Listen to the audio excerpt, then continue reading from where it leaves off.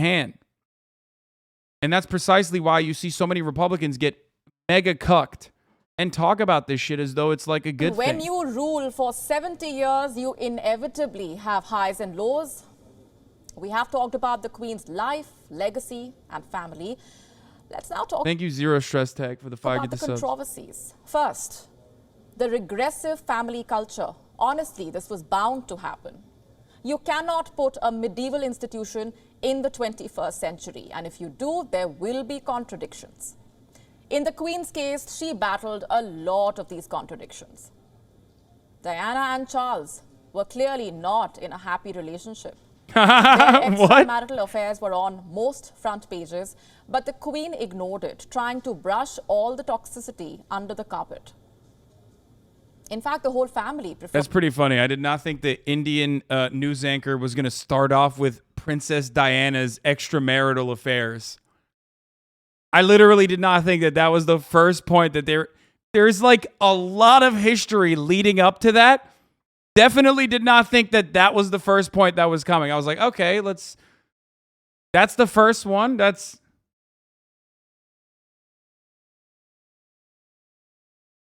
Okay, they're burying the lead a little bit, I think, but okay.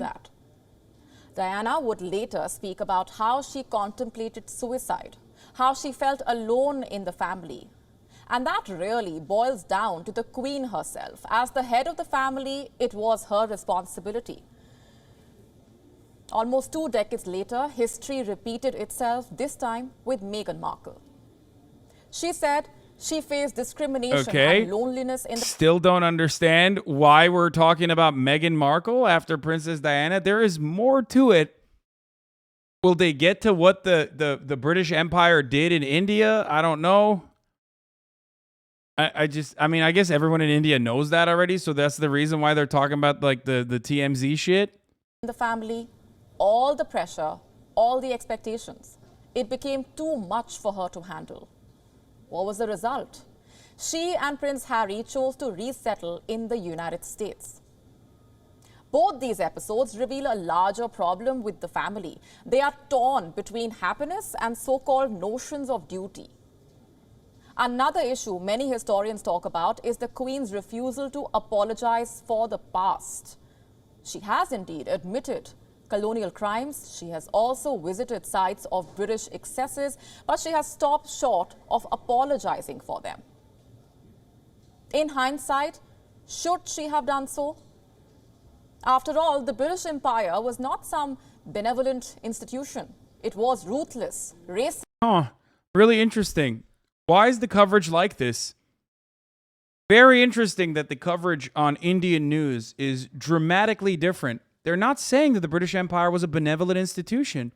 That's so strange. I wonder if there's any sort of historical reason for that. That's kind of crazy. I wonder why so many fucking people are excited about the prospect of like, another remnant of this old superpower that bullied and raped, pillaged, murdered, genocided their people. Feel as though, it's great to disrespect the dead, actually, because of what they represented. And vicious. If the empire existed today, it would probably be accused of crimes against humanity.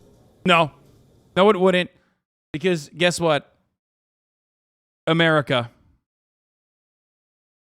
I hate to report on this, but we already have an example. This. Writing random numbers in the chat.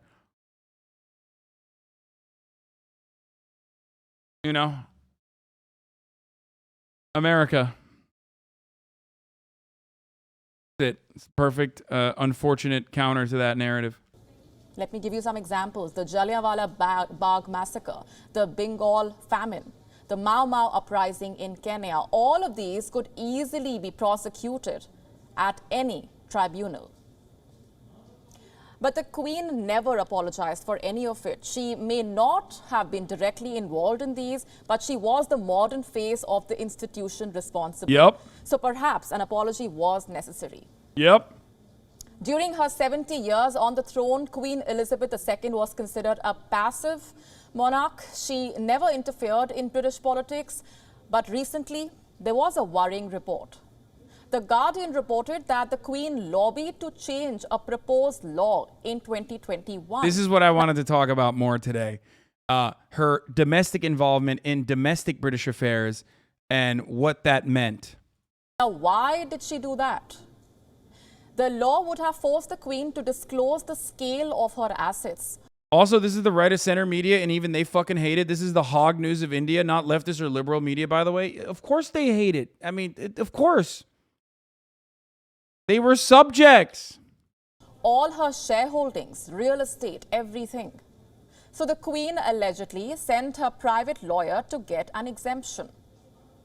And if this did happen, it would have been a rare event. Most British prime ministers say the Queen. Turkish people hate you. Americans hate you. British people hate you. Whose side are you actually on again, Kami? Man, it's so crazy. Yeah, they really do. All these people that you mentioned, every single one. I know whose side I'm on. I'm on everyone's side from all of those countries, as long as they are on the side of the working class. Perhaps that's the reason why you feel as though so many people despise me or hate me, because you're brain broken by capital owners constantly fucking telling you, look, you know, this is bad, this is wrong, this kind of messaging is terrible, terrifying.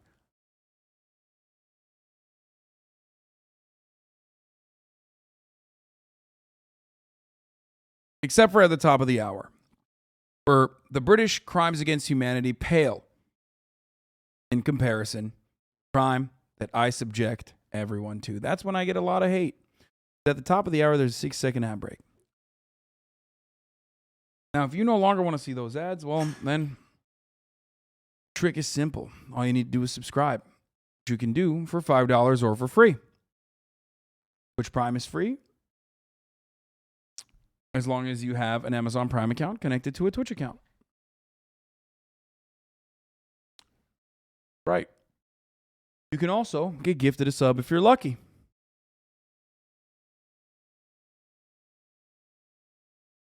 Mick G, thank you for the 20 gifted subs, allowing 20 people to no longer see the ads. Here's the 1-minute ad break now.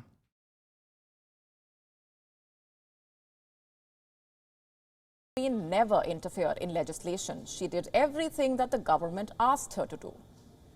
Yet, this 2021 report will be a blot on her record. We are now